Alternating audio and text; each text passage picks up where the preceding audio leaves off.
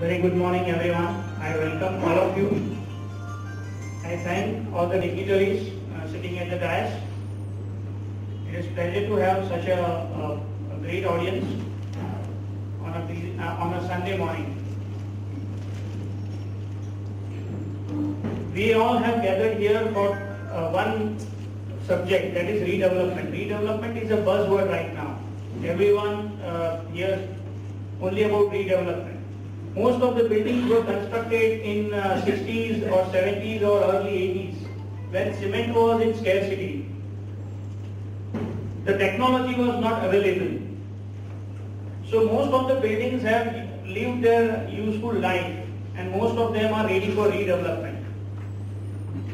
Today I will present you on what is redevelopment, why redevelopment, how to take up redevelopment, and what are the benefits and how to safeguard the interest of society members in redevelopment.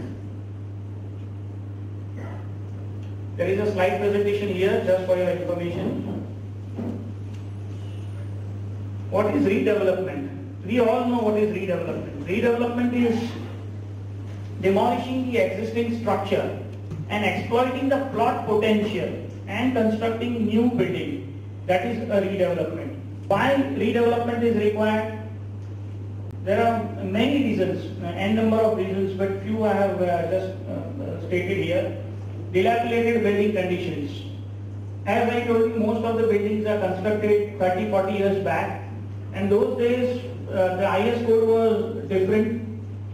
Cement was not available that easily. That is the reason most of the buildings are in dilapidated conditions.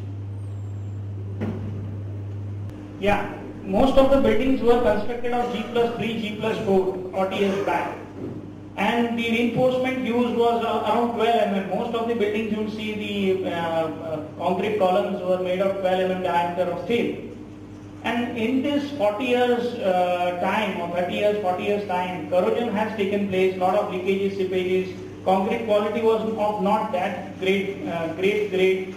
For example, now we have M40 grade, M50 grade. Those days M20 grade used to be a good quality, and irony is M20 grade today we don't even use for PCC, plain cement concrete for even compounds. So those were the technology and quality available those days, and now it is different. So 12 mm diameter which was used in the construction, after the corrosion of over a period of 30-40 years, the diameter reduces to 10 mm. So it is very natural that load carrying capacity of the building reduces. Fine. So most of the buildings I told you of 12 mm diameters, so the load carrying capacity reduces. So that is one of the need why we should go for redevelopment. Families need more space. Most of the families have grown, and nuclear family concept is very much in trend. So all the people want more and more space, and at the same place where they have lived for 30-40 years. So that is the reason we should go for redevelopment, because redevelopment also offers you additional area benefits. Lack of essential services like CCTV cameras or lifts. Most of the buildings don't have lifts. So that is also one of the reasons why we should go for redevelopment, because the third floor and fourth floor members are always interested in redevelopment, because non-availability of lift in G+3, G+4 buildings. Low resale value of the flats. When the buildings are very old, the resale value of the flat is not that great. Generally, if you see, even on a rental apartments, they will ask you 10 questions. Parking hai, ye hai, wo hai. Then lift hai, then they will give you more rent also. They are ready to give more rent also. So the value of a building increases with the redeveloped project. Existing ground level can be raised. Most of the buildings, in India, the irony is that road levels, we are never sure about the road levels. The road levels may increase after few years, up to 1 feet or 1.5 feet. So most of the buildings you will see, old buildings, where the road level and the plinth level, the ground compound level, is either same or below the road level, which makes it very difficult during the monsoon season, rainy season. Water gets stagnated there. Also, it affects adversely to the plinth of the building. So in a redevelopment, we ensure that the plinth level is 2 feet higher than the estimated road level, so that the water stagnation problem is not there. New structure with latest IS code. The irony of with our country is that after every experience we learn and we make better system. So after the earthquake of Bhuj, the IS code has been updated, and now BMC has also made it very compulsory that earthquake-proof structure, seismic retrofitting should be there while constructing a new building. So these are the needs for redevelopment. Right now, Mumbai has been placed in Zone 3. Zone 3 of that means we are more earthquake prone now. The Mumbai can easily have earthquake, and most of the structures which are built 30-40 years back, they cannot withstand that load.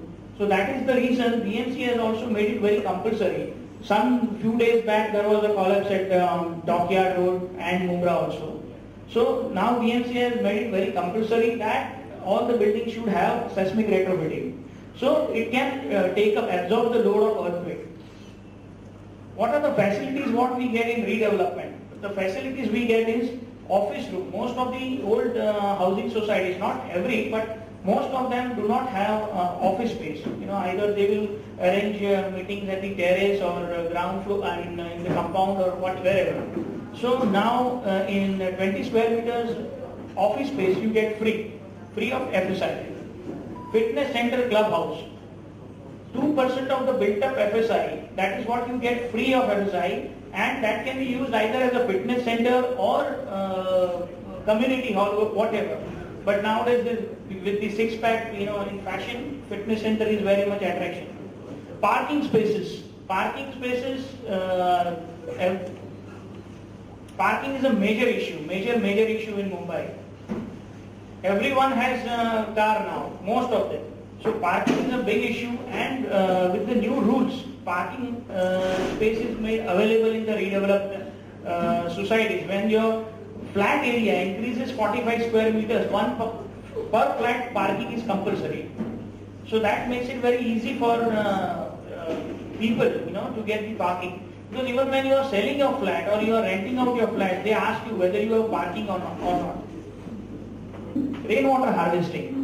After 70 years or 80 years, I had studied somewhere that after 80 or 100 years, where the property prices will increase, where there will be water.